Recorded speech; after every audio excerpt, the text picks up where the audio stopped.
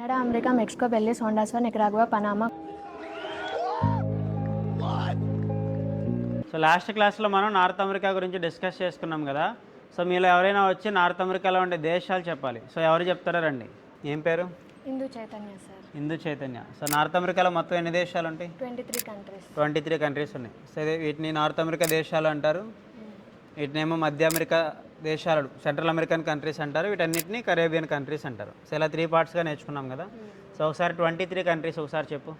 Canada, America, Mexico, Belize, Honduras, Nicaragua, Panama, Costa Rica, El Salvador, Guatemala, Cuba, Haiti, Jamaica, Antigua and Barbados, Bahamas, Dominica, Dominican Republic, Grenada, Saint Vincent, Saint Lucians, Saint Kitts, Tobago and Trinidad and Tobago.